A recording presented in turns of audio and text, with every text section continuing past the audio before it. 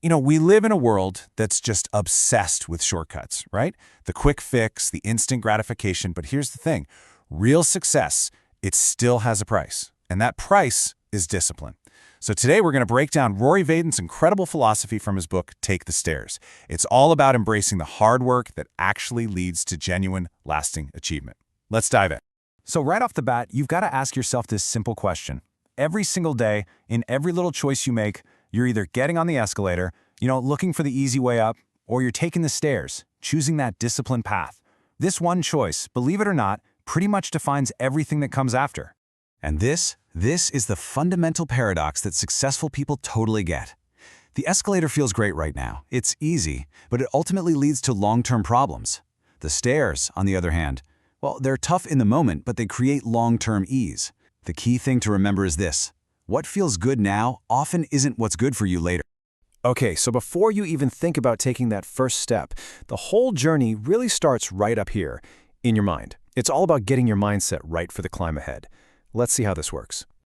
This is what he calls the paradox principle of sacrifice. And it's so powerful because it basically says our feelings are terrible guides for long-term success. They just scream for comfort now. But discipline is all about overriding those immediate feelings.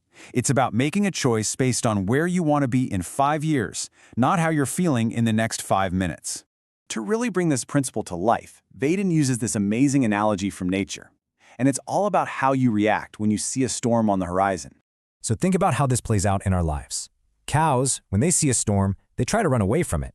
But since they're slow, they end up running with the storm, which just makes their misery last way longer. Buffalo do the exact opposite. They charge straight into the storm. They get through the discomfort as fast as possible to reach the clear sky on the other side. Procrastination is being the cow. Taking the stairs, that's being the buffalo. All right, this next principle is about raising the stakes. It's so easy to quit when you have nothing invested, right? But the moment you're fully bought in, with your time, your money, your reputation, something just flips in your brain. You stop looking for the escape hatch because your mind shifts from asking, is this really worth it? To demanding, okay, how am I going to make this work? And this shows that mental shift perfectly. When things get hard, the person asking, should I keep going? They're already halfway out the door. But the person who's truly committed, they ask a totally different question. How will I get this done? Just changing that one word from should to how, it fires up your creativity and your grit instead of your doubt. He calls this the principle of faith, but you can really think of it as the power of perspective. Your ability to stay calm and push through today's struggles is directly tied to how far into the future you can see.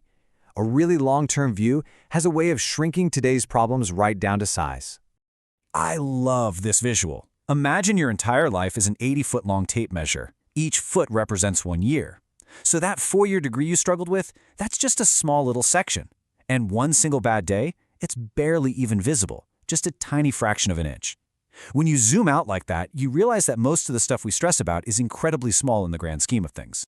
So let's move on to the second part of our climb.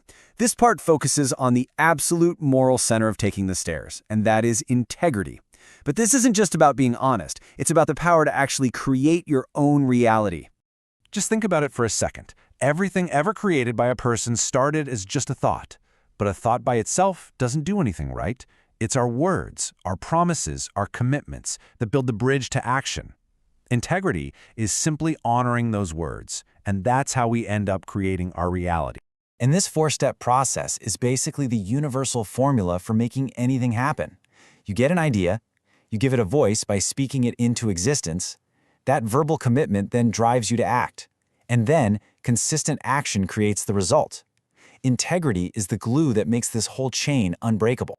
And this quote just sums it all up so perfectly. Integrity isn't some big one-time decision. It's a million tiny choices made every single day to do what's right over what's easy. That consistency, that's what builds a successful life. Okay, so we've got the mindset down, we've got the character. Now let's get super practical. How do you actually put this discipline into practice every single day? It's kind of like a magnifying glass, It can focus sunlight to start a fire. In the same way, your focused attention can create unbelievable results. The problem is, our modern world is basically designed to scatter our attention in 1,000 different directions.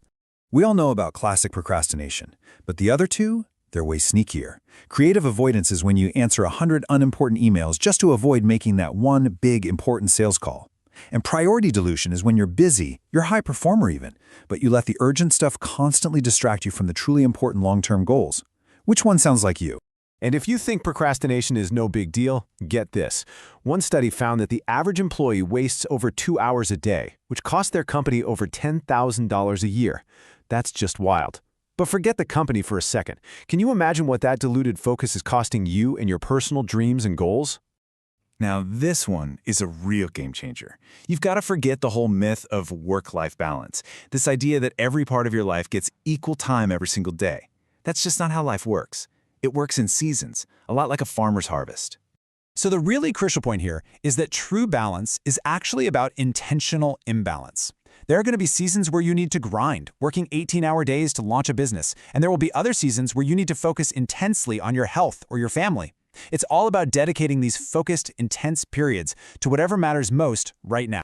All right, we've covered the mindset, the character, and the daily execution. But you know what? None of it means anything without this final piece, actually taking that first, really difficult step. And these three are the big ones. They're like these giants standing at the bottom of the staircase, telling you, hey, just wait for the escalator. You've got fear of failure, you've got a sense of entitlement that success should just be easy, and then there's perfectionism, which is the ultimate trap, telling you not to start until everything is perfect, which, of course, is never.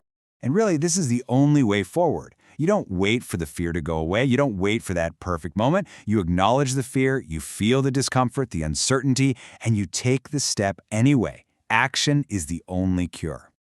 So as we wrap this up, I want to leave you with a personal challenge. Just think about your health, your career, your relationships. What is one easy path you've been taking that you know, deep down, is leading to long-term difficulty? What's the one escalator you are going to consciously step off of today and start taking the stairs? Because your answer to that question, that's where your journey truly begins.